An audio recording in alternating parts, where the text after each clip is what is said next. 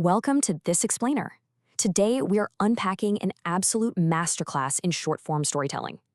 We're literally going to deconstruct the precise blueprint for capturing human emotion and cramming an entire life's journey into the blink of an eye. It's based on this fascinating framework called the Architect of Dreams. So let's dive right in. The core challenge we're looking at today is pretty wild. How do you tell a complete, emotionally resonant story in just 40 seconds? We're going to break down exactly how this cinematic, motivational script builds instant empathy and constructs a flawless narrative arc with absolute precision. And here's our timeline for pulling this off. It breaks down the classic hero's journey into strict, non-negotiable blocks. We've got the hook from 0 to 3 seconds, the struggle from 3 to 10, the doubters from 10 to 20, the transformation from 20 to 30, and finally, the ending from 30 to 40 seconds. Let's start with Section 1, the 3-second hook, and how we're capturing the viewer. According to the script's incredibly strict directions, you have exactly 3 seconds to hook your audience. 3 seconds! In today's digital landscape, that's practically a lifetime, but it is the absolute maximum allowance you get before a viewer decides to either commit to your story or just mindlessly scroll away. The script absolutely refuses to waste a single one of these frames. The crucial point here is kicking things off with this exact phrase, "No one believed in him." The script mandates this specific voiceover right out of the gate, and if you think about what this does in just 5 words, it's pretty brilliant. It instantly creates this classic underdog narrative. It basically demands the viewer's attention by tapping into that innate human desire we all have to see the underdog prove the world wrong. You instantly want to know, wait, who is he, and why was he doubted? Moving right along to Section 2, establishing the struggle, or the 7-second setup. The source text explicitly instructs the creator to visually show a poor boy struggling in life. Now, in a rather humorous display of ruthless digital efficiency, an entire lifetime of poverty, difficulty, and profound personal struggle is scheduled to last exactly 7 seconds on screen. Seriously, 7 seconds. There's zero time for deep exposition here. The visuals just have to instantly communicate hardship. Over those striking visuals of struggle, the script drops in this vital piece of narration. He had nothing but a dream.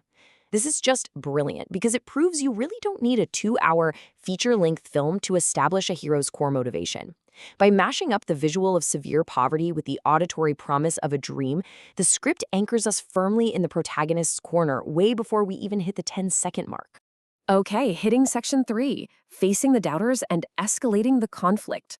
Now, this scene brilliantly illustrates audio-visual dissonance. The script actually commands a total split in what we see versus what we hear. So visually, we see people laughing at the protagonist's pain while he works hard. It's degrading and it's tough to watch. But on the audio side, the narration powerfully declares they doubted him, but he didn't stop, all backed by this rising, super emotional background music.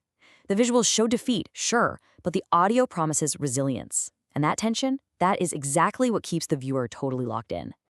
Which brings us to Section 4, the success transformation, otherwise known as the payoff. Notice the very specific order of the payoff here.